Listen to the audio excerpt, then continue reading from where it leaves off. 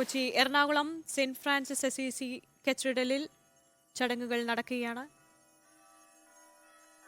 അതിന്റെ ദൃശ്യങ്ങളാണ് പ്രേക്ഷകർ കാണുന്നത്. തിരുപ്പിറവിയെ വരവേൽക്കാൻ ഒരുങ്ങിക്കഴിഞ്ഞു. പള്ളിയിലെ പ്രത്യേക ചടങ്ങുകൾ പുരോഗമിക്കുകയാണ്.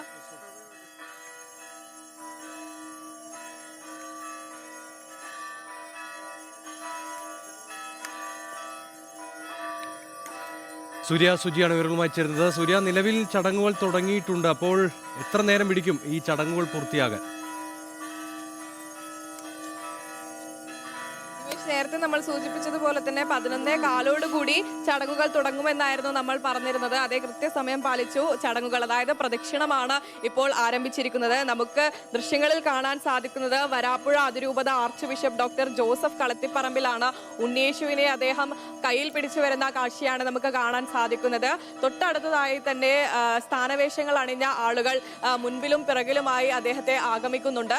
അപ്പോൾ ഈ 11:30 ഈ പള്ളിയിലേക്ക് ഇവർ എത്തും. അതായത് ചെറിയൊരു പ്രദക്ഷിണം, ബിഷപ്പ് ഹൗസിൽ നിന്നാണ് ഈ ഒരു പ്രദക്ഷിണം ആരംഭിച്ചത്.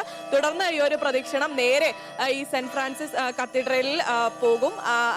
തുടർന്ന് ഈ ഉണ്ണിയേശുവിനെ അവിടെ വെച്ച് പിന്നീടാണ് പാതിരാ കുർബാന നടക്കുക. 12 മണി വരെയാണ് പാതിരാ കുർബാന നടക്കുക എന്നാണ് നേരത്തെ നമുക്ക് പള്ളിയിൽ നിന്നും ലഭിച്ച വിവരങ്ങൾ. 12 മണിയോടുകൂടി തന്നെ ഈ ചടങ്ങുകൾ അവസാനിക്കും. അതായത് പാതിരാ കുർബാനയുടെ ചടങ്ങുകൾ അവസാനിക്കും എന്നുള്ളൊരു കാര്യങ്ങളാണ് നമുക്ക് പറയാൻ സാധിക്കുന്നത്. ഇപ്പോൾ നമുക്ക് ദൃശ്യങ്ങളിൽ കാണാൻ സാധിക്കുന്നത് ആർച്ച് ബിഷപ്പ് ഉണ്ണിയേശുവിനെ കയ്യിലേറ്റിക്കൊണ്ട് ഈ പള്ളിയിലേക്ക് പോകുന്ന കാഴ്ചയാണ് നമുക്ക് കാണാൻ സാധിക്കുന്നത്.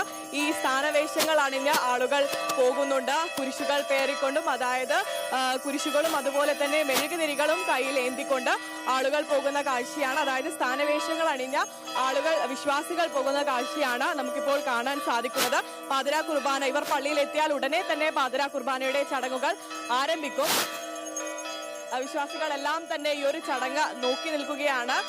ഏറെ ഭക്തിസാന്ദ്രമായ ഒരു നിമിഷം തന്നെയാണ് നമുക്കിപ്പോൾ കാണാൻ സാധിക്കുന്നത്. സ്ഥാനവേഷങ്ങൾ അണിഞ്ഞ ആളുകളുടെ പിന്നിലായാണ് ആർച്ച് ബിഷപ്പ് ഉണ്ണിയേശുവിനെ കയ്യിലെടുത്തുകൊണ്ട് പള്ളി അങ്കണത്തിലേക്ക്, ലാറ്റിൻ സഭയുടെ ഉള്ളിലേക്ക് കടന്നു വരുന്നത്. വിശ്വാസികളെല്ലാം തന്നെ നേരത്തെ അവിടെ ഇരിപ്പിടത്തിൽ നേരത്തെ തന്നെ അവർ ഉണ്ടായിരുന്നു. അനേകായിരം വിശ്വാസികളാണ് ഈ പാതിരാ കുർബാനയുടെ ചടങ്ങിന് പങ്കാളികളാകാൻ ഇവിടെ എത്തിയത്. അതായത് ഉണ്ണിയേശുവിന്റെ തിരുപ്പിറവി, അതിന്റെ ഒരു സ്തുതി കൂടിയാണ്, അല്ലെങ്കിൽ അതിന്റെ ഒരു സ്മരണ പുതുക്കൽ കൂടിയാണ് ഈ ഒരു പാതിരാ കുർബാന എന്ന് പറയുന്നത്. അതിൽ പങ്കെടുക്കാനായ അനേകായിരം വിശ്വാസികൾ ഇവിടെ നേരത്തെ തന്നെ എത്തിച്ചേർന്നിരുന്നു. നമുക്ക് ഈ ദൃശ്യങ്ങളിൽ അത് തന്നെയാണ് കാണാൻ സാധിക്കുന്നത്. ആർച്ച് ബിഷപ്പ് ഉണ്ണിയേശുവിനെ കയ്യിലേറ്റിക്കൊണ്ട് അദ്ദേഹം നടന്നു വരികയാണ്. പള്ളിയുടെ ഉള്ളിലേക്ക് നടന്നു വരുന്ന ദൃശ്യങ്ങളാണ് നമുക്കിപ്പോൾ കാണാൻ സാധിക്കുന്നത്. ഈ സ്ഥാനവേഷം അണിഞ്ഞ ആളുകളെല്ലാം തന്നെ നേരത്തെ ഈ പള്ളിയിൽ നിർമ്മിച്ച ഈ പുൽക്കൂടിലേക്ക് അവരെല്ലാവരും ഇവിടെ എത്തിയിരിക്കുകയാണ്. അല്പസമയങ്ങൾക്കുള്ളിൽ തന്നെ സൂര്യയാണ് വിവരങ്ങൾ നൽകുന്നത്. സെന്റ് ഫ്രാൻസിസ് അസീസി കത്തീഡ്രലിൽ ചടങ്ങുകൾ തുടങ്ങിയിട്ടുണ്ടെന്നാണ് മനസ്സിലാക്കുന്നത്. 11:15 തുടങ്ങുന്ന ചടങ്ങ് ഇപ്പോൾ 11:20 തുടങ്ങിയതെന്ന് മനസ്സിലാവുന്നു. 12 മണിയോടെ അവിടുത്തെ പാതിരാ കുർബാന ചടങ്ങുകൾ പൂർത്തിയാകുമെന്നാണ് മനസ്സിലാകുന്നത്. ആ ദൃശ്യങ്ങളാണ് നമ്മൾ കാണുന്നത്.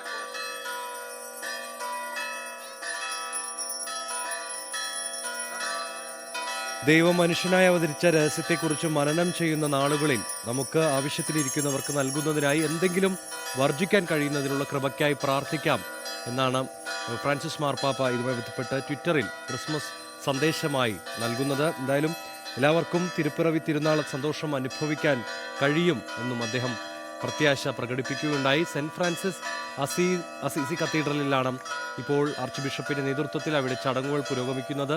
12 മണിയോടെ അവിടെ ചടങ്ങുകൾ പൂർത്തിയാകുമെന്നാണ് സൂര്യ സുജി റിപ്പോർട്ട് ചെയ്യുന്നത്. സംസ്ഥാനത്തുടനീളം ഇപ്പോൾ ദേവാലയങ്ങളിൽ ഈ ക്രിസ്മസിനെ വരവേൽക്കുകയാണ്.